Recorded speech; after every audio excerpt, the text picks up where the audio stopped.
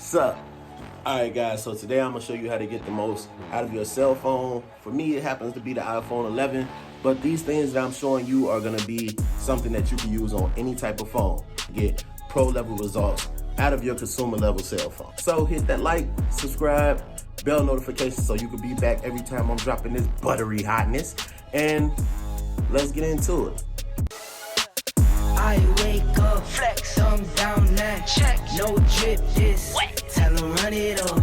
Alright, now the first thing that we have is the bare bones minimum that you can use, which is the app that comes inside of your phone. That's always there. It'll always be accessible.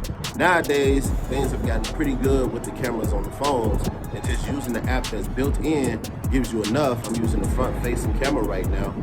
The front-facing camera on the iPhone 11 has 24 frames per second. Then you can bump it to 30 frames per second, and then you can take it to 60 frames per second.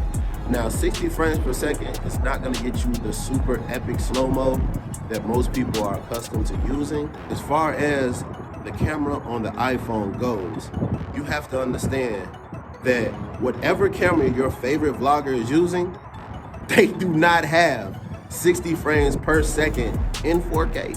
Something that you already have on you that is super accessible to you, that you take everywhere that you go with you, can have 60 frames per second in 4K in the front-facing camera. That's not even the back-facing camera. That's the front-facing camera. That is amazing. I'm gonna get into tip number 2. Have yourself a gimbal, preferably the DJI Osmo 3.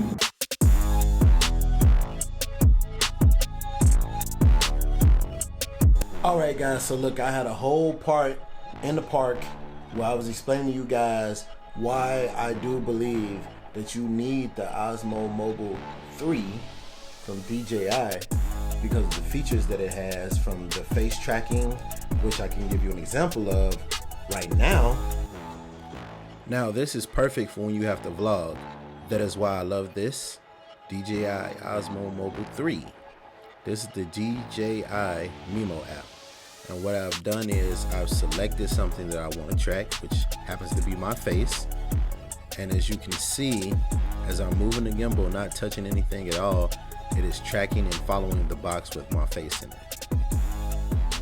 This is a great thing to have anytime you're doing a vlog, which is my biggest reason for me saying get the Osmo Mobile 3 and use the DJI Mimo app.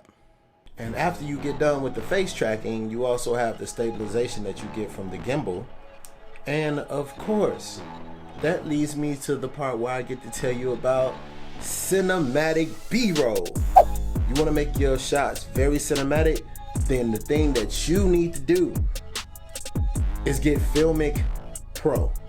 Oh, Filmic Pro gives you all the controls you need to get your cinemagic on. Cinemagic, yeah, trademarked, cinemagic. But it gives you everything you need to control your phone like you would control your mirrorless camera or your DSLR. So you get the shutter speed, you get the frames per second. Here's some B-roll footage that I shot using Filmic Pro. Disclaimer: when you get to 120 frames per second as well as 240 frames per second, yes, it has 240 frames per second in your phone. But once you get to those 2 frames per second, you no longer have the flat profile, the V-log that they have, which is amazing for color grading, but you no longer have that once you get into the higher frame rates. But take a look at this, guys.